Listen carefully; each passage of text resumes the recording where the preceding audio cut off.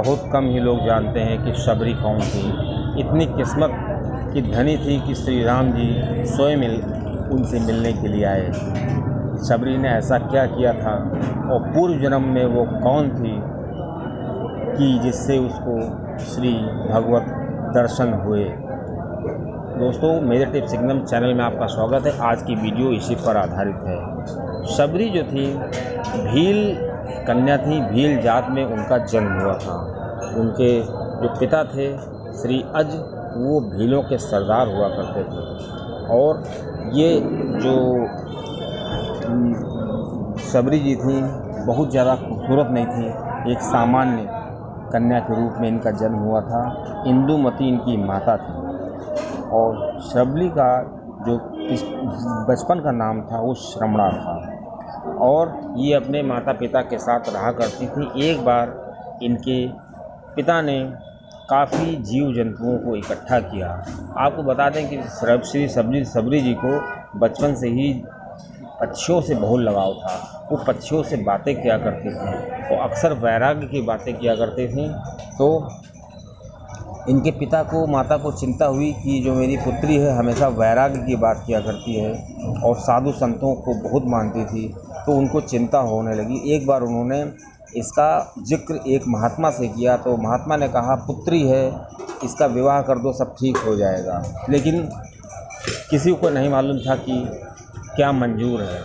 अब श्री शबरी जी जो हैं उनकी विवाह की बात होने लगी तो इनके माता पिता ने बहुत से जानवरों को, बहुत से पक्षियों को घर में इकट्ठा किया। अब शबरी जी की माँ इंदुमती जी जो हैं शबरी जी के बाल बांध रही थी। तो ऐसे में श्री शबरी जी ने पूछा कि माता जी, इतने ज़्यादा पशु पक्षी क्यों इकट्ठा किए जा रहे हैं?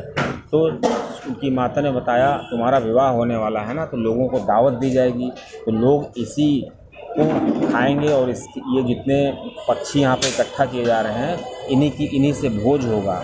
अब शबरी को बहुत दुख हुआ क्योंकि शबरी को पक्षियों से बहुत लगाव था। उसने सोचा कि अगर मैं विवाह ही ना करूं तो इतने सारे पक्षियों की जान बच जाएगी। ऐसे में शबरी ने क्या किया, उसका मन बहुत ही विचलित हुआ, रात भर वो सो ना पाई और उसने घर से भागने का प्लान बना लिया। और दोस्तों, शबरी जी ने जब कोई रास्ता नहीं देखा तो वो अपने घर से भाग करके एक आश्रम के पास गई। और दोस्तों, उस आश्रम में बहुत से संत रहा करते थे। क्योंकि ये भील जात की थी, इनको मालूम था कि जो आश्रम के संत लोग हैं इनको कभी भी आज्ञा नहीं देंगे आश्रम में रहने की। क्योंकि आश्रम बहुत बड़ा था तो शबरी वहाँ चोरी छुपे रहा करती थी।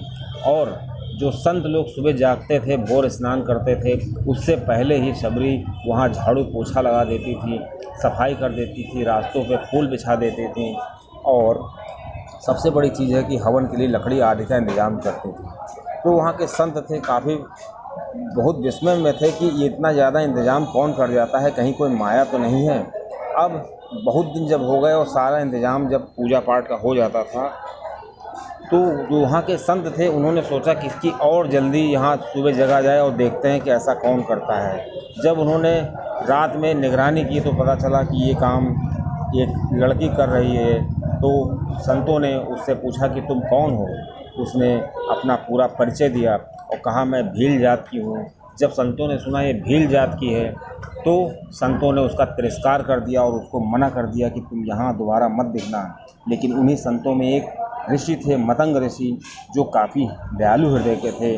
मतंग ऋषि ने कहा, बेटा ठीक है, चलो तुम मेरे आश्रम में रहो चल के। और मतंग ऋषि के आश्रम में इस प्रकार श्री शबरी जी रहने लगी। मतंग जी उसको अपनी पुत्री की तरह मानते थे। समय गुजरता गया, मतंग ऋषि काफ़ी वृद्ध हो गए थे और एक दिन ऐसा आया कि उनको देह त्याग करनी थी और उन्होंने शबरी से कहा कि मैं तो जा रहा हूँ। तो शबरी बहुत उदास हो गई। उसने कहा, एक पिता को छोड़ के आई थी तो आप मुझे पिता के रूप में मिल गए थे, अब आप भी मुझे छोड़कर जा रहे हैं, अब बताइए मैं किसके सहारे रहूँगी। तब मतंग ऋषि ने एक बात कही थी शबरी जी से, वो शबरी जी को ज़िंदगी भर याद रही है। मतंग ऋषि ने शबरी जी से कहा कि मैं तो जा रहा हूँ, लेकिन तुम चिंता मत करो, श्री राम जी तुम्हारे पिता हैं और श्री राम जी ही तुम्हारे संरक्षक हैं, सब कुछ आज से तुम्हारे श्री राम हैं। तो शबरी ने कहा कि मुझे कैसे मिलेंगे श्री राम जी, हमें क्या करना पड़ेगा। तो मतंग ऋषि ने कहा तुम्हें कुछ नहीं करना पड़ेगा, श्री राम जी तुम्हारे पास चल के स्वयं आएंगे, बस तुमको इंतज़ार करना पड़ेगा। तो दोस्तों मतंग ऋषि जो थे वो तो परलोक से हार गए और इधर शबरी अकेले बची।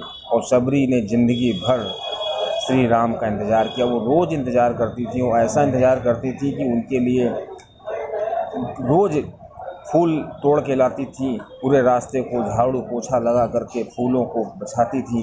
उनको लगता था कि श्री राम कभी भी आ सकते हैं और उनके पैरों में एक भी कांटा न लगे, धूल न लगे, तो पूरे आश्रम को फूलों से सजा देती थी। ऐसा करते करते उनकी पूरी उम्र बीत गई। डेली वो मीठे मीठे फल तोड़ के लाती थी और जो फल लाती थी उसको पहले चख लेती थी, कहीं ऐसा ना हो कि खट्टा फल श्री राम को मिले। ये क्रम चलता रहा।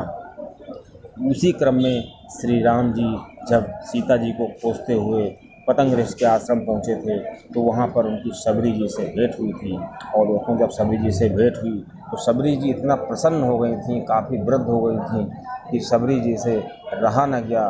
श्री शबरी जी ने श्री राम जी को मीठे मीठे फल खिलाए जो कि वो पहले ही चख चुकी थी। और उन फलों का स्वाद काफ़ी मीठा था, लेकिन चूँकि वो चख चुकी थी तो वो मीठे थे और श्री राम जी ने उनको बड़े चाव से खाया, जबकि वो जूठे बेर थे, क्योंकि उसमें श्री शबरी जी का भाव था।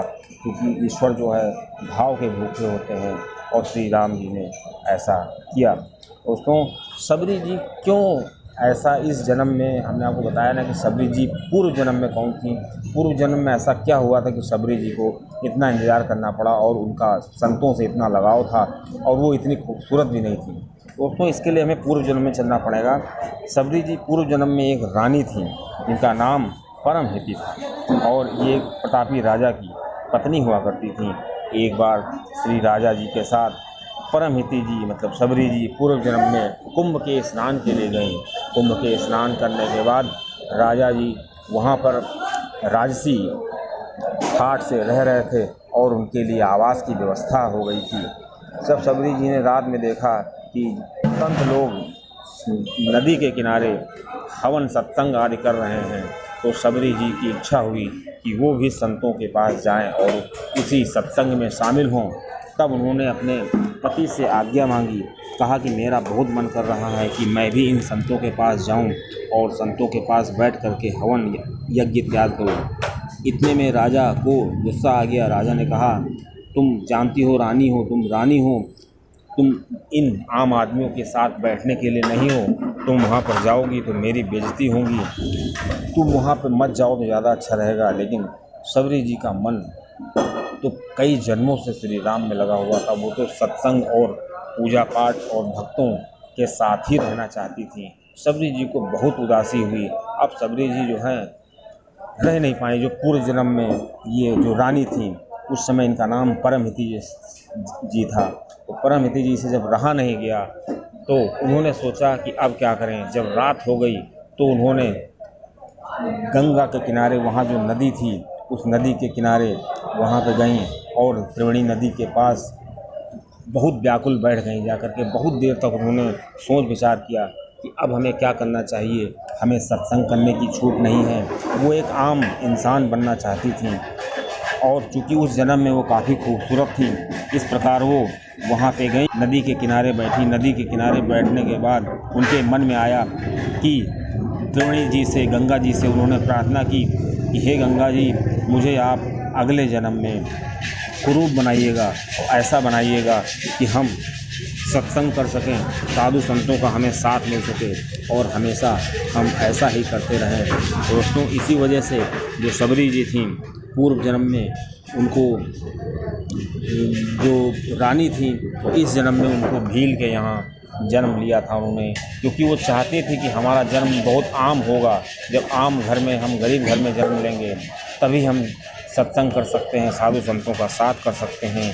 क्योंकि जब धन होता है, मनुष्य के पास धनी होता है, राजसी ठाट बाट होते हैं तो बहुत से रिस्ट्रिक्शंस हो जाते हैं कि हमें ये नहीं करना है, वो नहीं करना है। वो एक आम ज़िंदगी जीना चाहती थी। उन्होंने गंगा जी से प्रार्थना की थी कि अगले जन्म में हमको एक आम जीवन मिले, एक साधारण सी प्रूफ हमको बना दीजिएगा, लेकिन हमें साधु संतों का साथ चाहिए।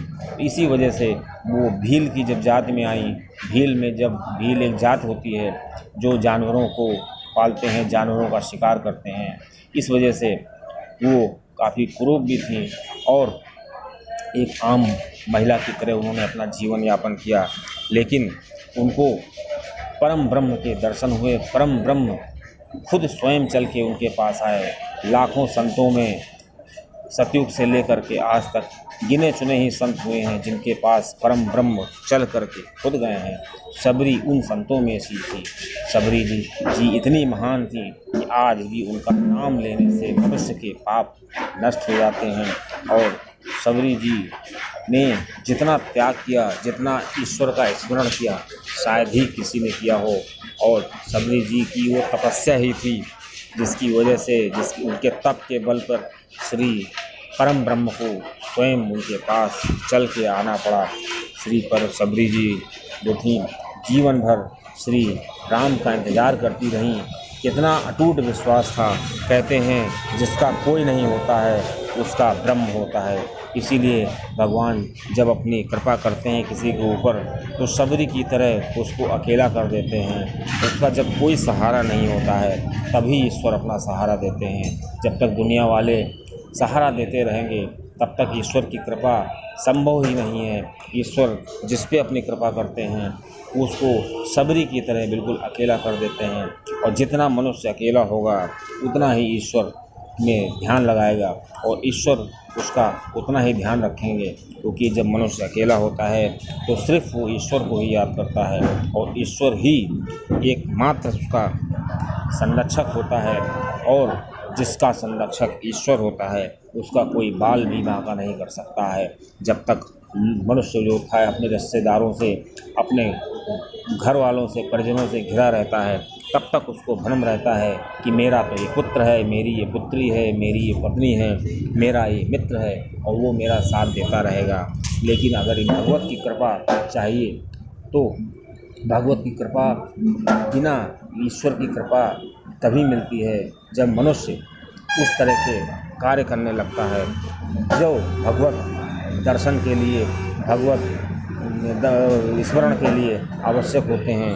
मनुष्य के अंदर जब ये भाव ईश्वर देखते हैं तो ईश्वर सबसे पहले उसको इस तरह बनाते हैं कि उसको कोई कष्ट न हो, उसको कोई मोह न हो। इस क्रम में ईश्वर सबसे पहले उससे उसके परिजनों को छीन लेते हैं। दोस्तों जानकारी अच्छी लगी हो तो चैनल